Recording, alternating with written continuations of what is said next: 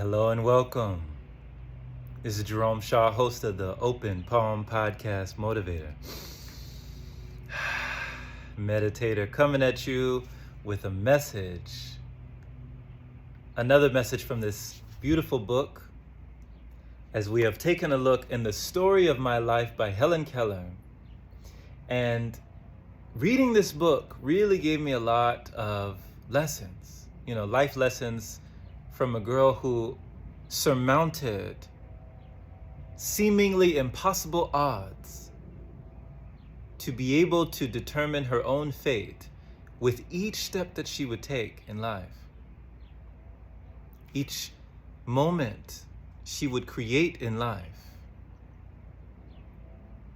And why we know her today as someone great in life. Now, she had many trials and tribulations, overcoming the lack of hearing and sight. How her day was perpetually night. But she developed insight, as we can say that sight may be to see with our eyes, whereas insight we see with our mind. Let's see what we find in one of these passages from The Story of My Life by Helen Keller.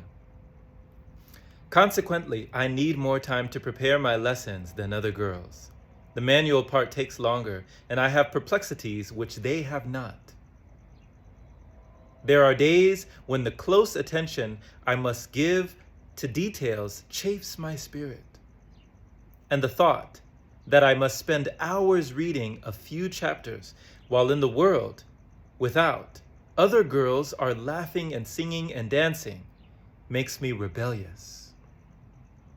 But I soon recover my buoyancy and laugh the discontent out of my heart.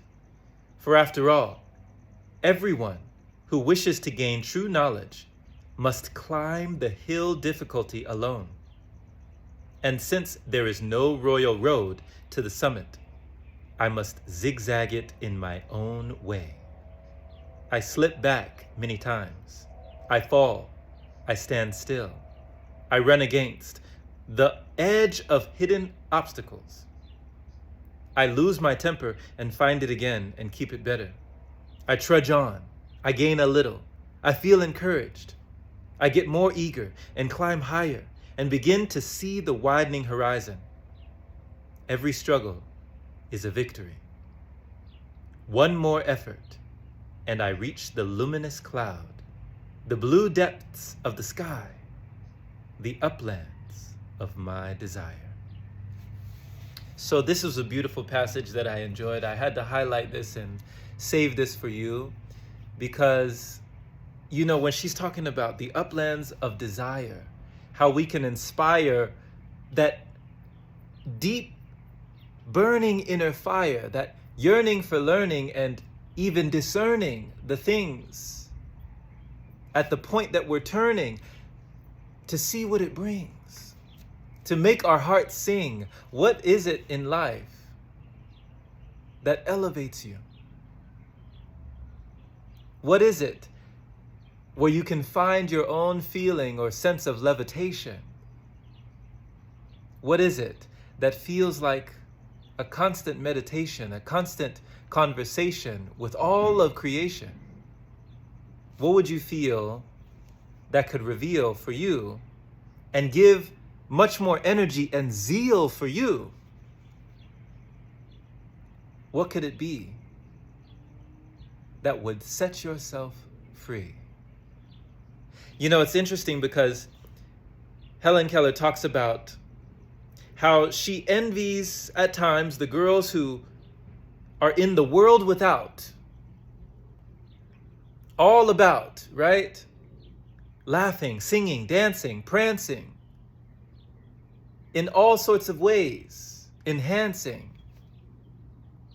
But then, after the feeling of rebelliousness within her for not being able to partake in the things that others are able,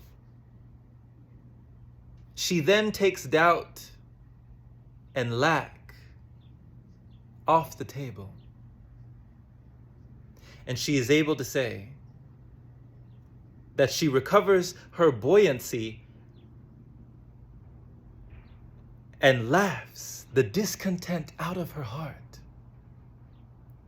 For even if it feels that she is at once set apart from the rest of the world, she is able to allow the inner life to unfurl.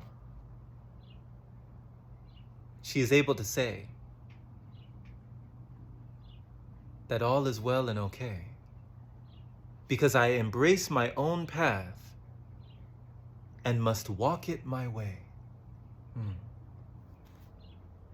She says, everyone who wishes to gain true knowledge must climb the hill difficulty alone. You know, with our body that we each hone and our time that we each own, these things will be eventually made known.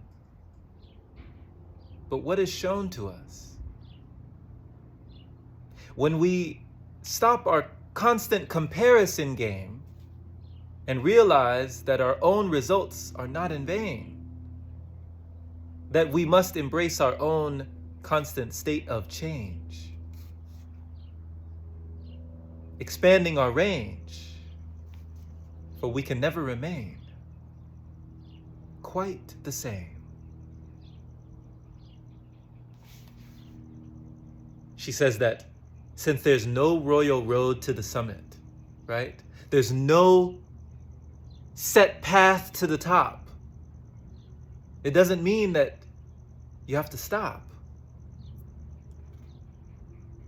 You must zigzag in your own way, even though you may slip back many times, even though you might have to redefine or realign. You can still shine. Just like the sun and the moon, that both shine when it's their time. They don't compete with each other, but they both give us light. And when we view ourselves in this way, we can say, I'll be all right. So how can you view your way in its own divine timing? And how, just like the celestial bodies, you yourself can be shining. Embrace the trail that you blaze. Embrace your own special ways. And be willing, like a surfer in the ocean, to ride all the tumultuous waves. For as they say, nature favors, as well as fortune, the bold and the brave. No longer a slave. Reclaim your own name. Don't live in guilt. Don't live in shame. For there's no one to judge and nothing to blame. But I pray that you will love yourself just the way you are today, and allow yourself to go as far as you may.